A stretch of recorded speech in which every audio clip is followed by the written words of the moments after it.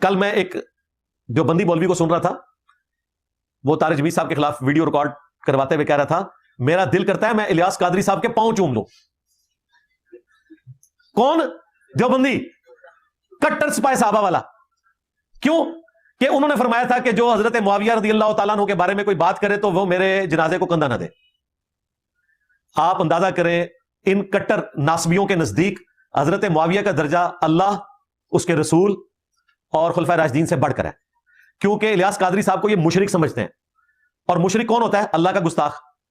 اور وہ ناصبی یہ کہہ رہا ہے کہ میں الیاس قادری کے پاؤں چوموں کہ اس نے ہمارے گاڈ کی تعریف کی. یعنی وہ حضرت معاویہ کو گاڈ سمجھتے ہیں نا، بلکہ سپر گاڈ، منی گاڈ بھی نہیں.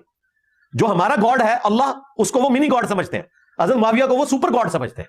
ہمیں معلوم نہیں کہ کس دیوبندی عالم نے الیاس قادری صاحب کے متعلق یہ بات کی ہے. خیر، جس نے بھی یہ بات کی ہے، کیا اس کا مقصد یہی تھا کہ اس کے نزدیک حضرت معاویہ رضی اللہ تعالیٰ عنہ اللہ تعالیٰ سے بھی بڑے ہو گئے؟ کیا اس کا یہی مقصد تھا کہ نعوذ باللہ سیدنا معاویہ رضی اللہ تعالیٰ عنہ سپر گاڈ ہیں اور اللہ تعالیٰ منی گاڈ ہے؟ نعوذ باللہ. یقیناً کوئی بھی عقل مند شخص اس بات کو ماننے کے لیے تیار نہیں ہوگا کہ اس کہنے والے کا یہ مقصد تھا اور اس کے نزدیک حضرت معاویہ رضی اللہ تعالیٰ عنہ کا یہ درجہ ہے.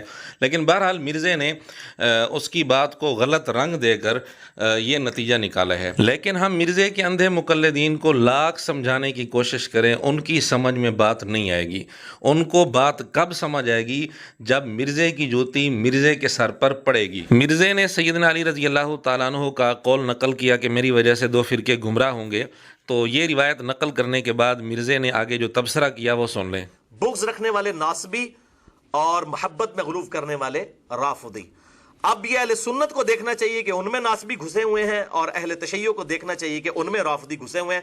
ان کی اصلاح کریں، ان کو پیار اور محبت کے ساتھ کتاب و سنت کی طرف بلائیں، اور اگر نہیں مانتے تو کم از کم ان کو اپنی مسجدوں سے باہر نکالیں تاکہ باقی مسلمانوں کا عقیدہ خراب نہ کریں. مرزے کی بات کا حاصل یہ ہے کہ سیدنا علی رضی اللہ تعالیٰ عنہ کی محبت میں غلو کرنے والے رافضی اور ان سے بغض رکھنے والے ناصبی، ان دونوں کے متعلق مرزے نے کہا کہ اگر یہ نہیں سمجھتے تو ان کو اپنی مسجدوں سے نکال دو تاکہ یہ دوسروں کے عقیدے خراب نہ کریں. یعنی سیدنا علی رضی اللہ تعالیٰ عنہ کے متعلق غلط عقیدے رکھنے والوں کے بارے میں مرزا نے کہا کہ ان کو اپنی مساجد سے نکال دو.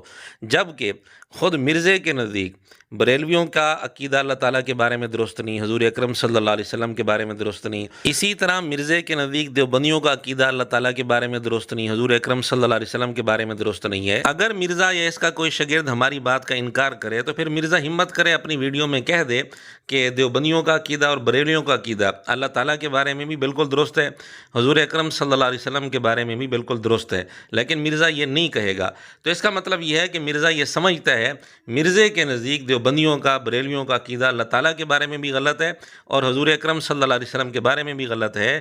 اب مرزے نے کبھی اس بنیاد پر کہ چونکہ ان کا عقیدہ اللہ تعالیٰ کے بارے میں غلط ہے تو ان کو اپنی مساجد سے نکالو، چونکہ ان کا عقیدہ حضور اکرم صلی اللہ علیہ وسلم کے بارے میں غلط ہے تو ان کو اپنی مساجد سے نکالو، کبھی بھی مرزے نے یہ بات نہیں کی. بلکہ مرزا بارہا یہ کہہ چکا ہے کہ ہم ان سب کے پیچھے نماز پڑھتے ہیں.